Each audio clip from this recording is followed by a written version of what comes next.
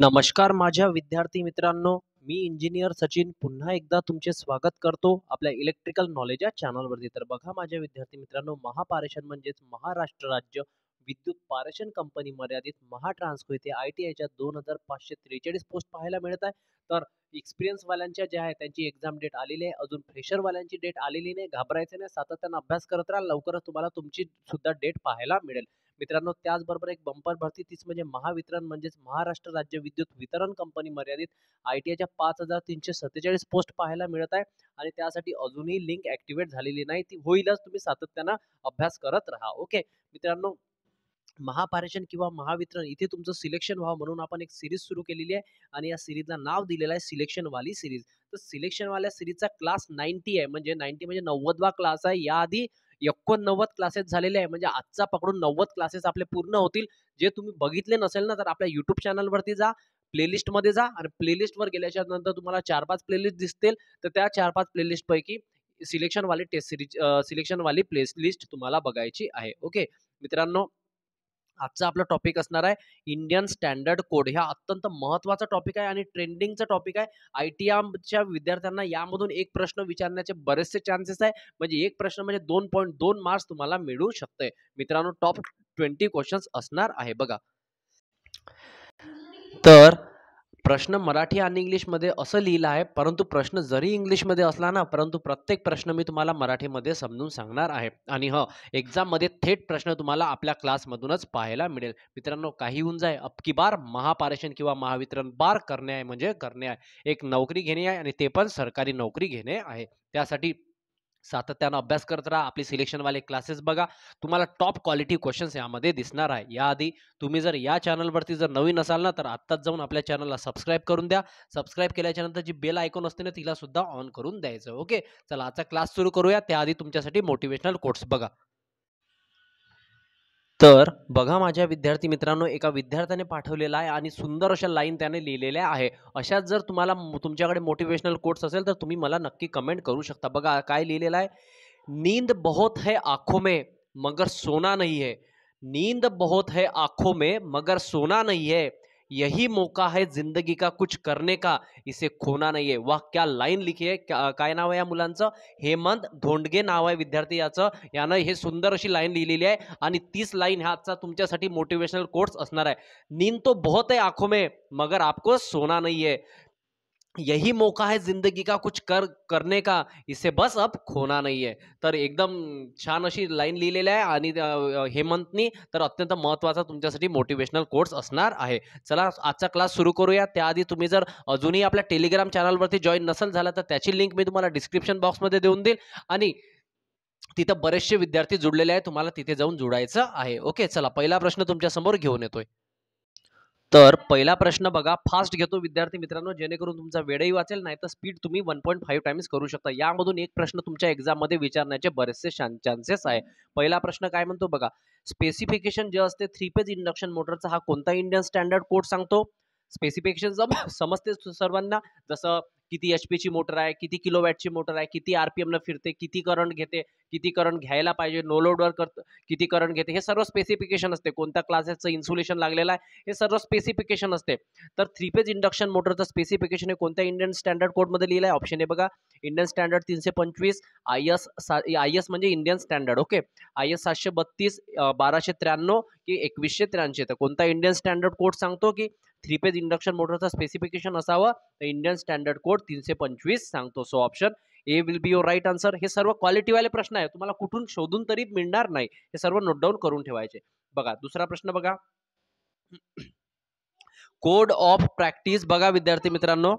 तर बघा माझ्या विद्यार्थी मित्रांनो, कोड लिहिलेला आहे, code of practice for electrical wiring installation. म्हणजे इलेक्ट्रिकल वायरिंग इन्स्टॉल करत असताना जो कोड असतो तो कोणता असतो? ऑप्शन कोणता असतो नाही, असा कोणता इंडियन स्टँडर्ड सांगतोय. तर असा कोणता इंडियन स्टँडर्ड कोड सांगतो की इलेक्ट्रिकल वायरिंग इन्स्टॉलेशन करायची आहे म्हणून? इंडियन स्टँडर्ड 325, 732, 1293 की 2183. तर असा कोणता कोड सांगतो? इंडियन स्टँडर्ड कोड 732 सांगते की इलेक्ट्रिकल वायरिंग इन्स्टॉलेशन करायची आहे म्हणून. Okay, so option B will be your right answer. प्रश्न क्रमांक 3. स्पेसिफिकेशन विचारलंय कशाचं? 3 पिन प्लग आणि सॉकेटचं. 3 पिन प्लग्स आणि सॉकेटचं जर स्पेसिफिकेशन पाहिजे असं कोणता इंडियन स्टँडर्ड कोड सांगतो? तर असा इंडियन स्टँडर्ड कोड सांगतो. So option C will be your right answer. 1293 Indian standard 1293. Okay. चला प्रश्न क्रमांक 4. अच्छा 3 डबल झालाय. या चौथा प्रश्न आहे. काय म्हणते? शेड्यूल असा कोणता इंडियन स्टँडर्ड कोड सांगतो की schedule for high pressure mercury vapour lamp. बघा विद्यार्थी मित्रांनो, हाय प्रेशर मर्क्युरी वेपर लॅम्प तुम्हाला सर्वांना माहित आहे. हाय प्रेशर मर्क्युरी वेपर लॅम्प हा जो लॅम्प असतो तो असा कोणता इंडियन स्टँडर्ड कोड सांगतो की हा लॅम्प तुम्हाला यूज करायचा आहे म्हणून. ऑप्शन आहे बघा 325, 732, 1293 की 2183. तर हाय प्रेशर मर्क्युरी वेपर लॅम्पसाठी कोणता code? Indian standard code 2183. So option D will be your right answer. Okay. चला प्रश्न क्रमांक 5. Code for practice for electrical wiring installation. Electrical wiring installation इथे बघा प्रश्न काळजीपूर्वक ऐका. इथे काय लिहिलेलं आहे? Electrical wiring installation. याआधी काय लिहिलं होतं? Electrical code for practice for electrical wiring installation. तर अत्यंत महत्त्वाचा प्रश्न असणार आहे तुमच्यासाठी. या बघा code for practice for electrical wiring installation. याआधी एकदा बघून घ्या. रिपीट तर नाही झाला आहे question. Code for practice for code of practice for electrical wiring installation. Okay. Repeat question आहे. याचा आन्सर तुम्हाला सांगितलं होतं मी काय असणार आहे? IS 1293. यामध्ये आहे का 1293?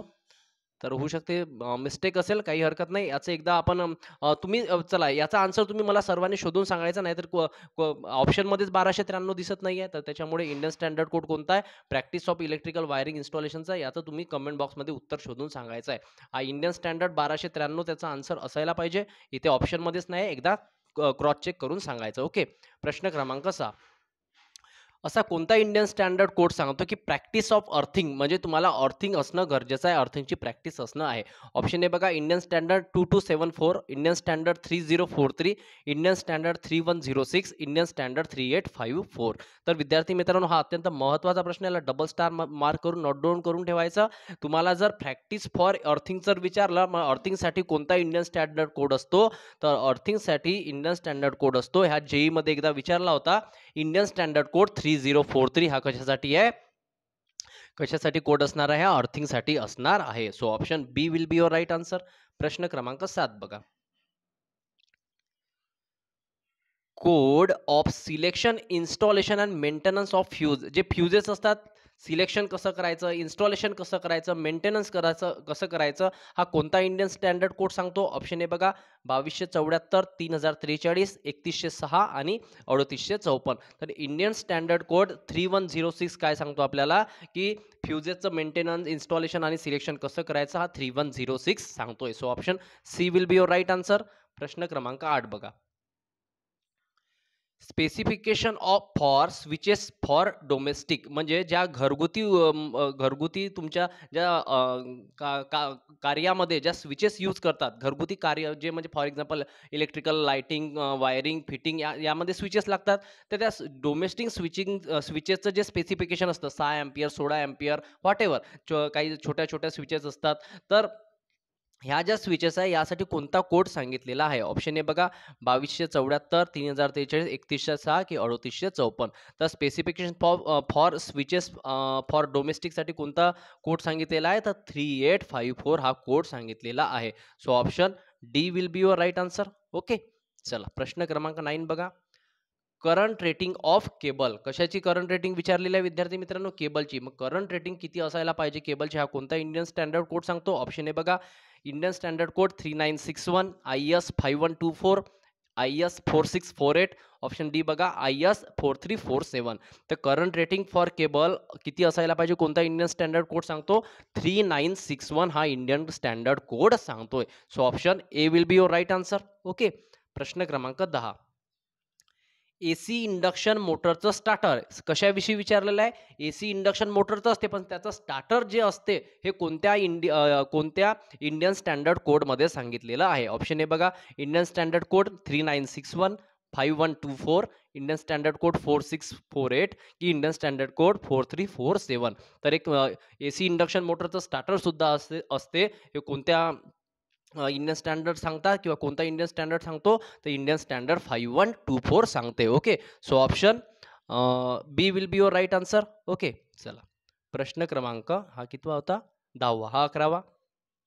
बघा, हा याला डबल स्टार मार्क करून नोट डाऊन करून ठेवायचं. काय म्हणतोय प्रश्न?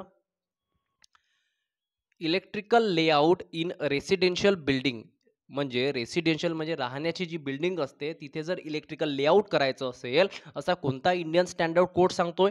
ऑप्शन ए बघा, इंडियन स्टँडर्ड कोड 3961, 5124, 4648 की 4347. असा कोणता इंडियन स्टँडर्ड कोड सांगतो की इलेक्ट्रिकल लेआउट इन रेसिडेन्शियल बिल्डिंगमध्ये इलेक्ट्रिकल लेआउट करायचा आहे? तर इंडियन स्टँडर्ड कोड सांगतोय आपल्याला 4648. So option C will be your right answer. हे सर्व प्रश्न तुम्हाला लिहून ठेवायचे आहे. ओके, एखादा प्रश्न आला ना एक्झाममध्ये तर तुमची चुकी, जे मी डबल स्टार मार्क करून नोट डाऊन करून ठेवायला सांगतो ना, ते अत्यंत महत्त्वाचे क्वेश्चन असतात. फॉर एक्झाम्पल हा एक क्वेश्चन तुम्हाला जर हॉस्पिटलची लाइटिंग विचारली तर असा कोणता इंडियन स्टँडर्ड कोड सांगतोय? 3961, 5124, इंडियन स्टँडर्ड कोड 4648 की इंडियन स्टँडर्ड कोड 4347. तर हॉस्पिटलची लाइटिंग जर करायची असेल तुम्हाला तर कोणता इंडियन स्टँडर्ड कोड सांगतो? तर इंडियन स्टँडर्ड कोड सांगते तुम्हाला 4347 हॉस्पिटलची लाइटिंग करायची असेल तर. So option D will be your right answer. चला, प्रश्न क्रमांक 13. मित्रांनो, खरंच तुम्हाला माझी मेहनत आवडली असेल, व्हिडिओची क्वालिटी आवडली असेल ना, तर एकदा मनातून या व्हिडिओला लाईक करून द्या. होत असेल तर जास्तीत जास्त प्रमाणात शेअर सुद्धा करण्याचा प्रयत्न करायचा. ओके, चला प्रश्न क्रमांक 13. कंजूसी नका करू लाईक करायला ना, दिल से लाईक कर दो यार, दिल से कर दो. चला प्रश्न क्रमांक 13. हॉस्पिटलची जर तुम्हाला वायरिंग करायची असेल तर असा कोणता इंडियन स्टँडर्ड कोड सांगतोय? ऑप्शन ए बघा, 1733, Indian standard code 5124, Indian standard code 4648, Indian standard code 4347. जर तुम्हाला वायरिंग करायची असेल हॉस्पिटलमध्ये तर कोणता इंडियन स्टँडर्ड कोड सांगतो? तो इंडियन स्टँडर्ड कोड सांगतो Indian standard 1733, 1733. Okay, so option A will be your right answer. प्रश्न क्रमांक 14.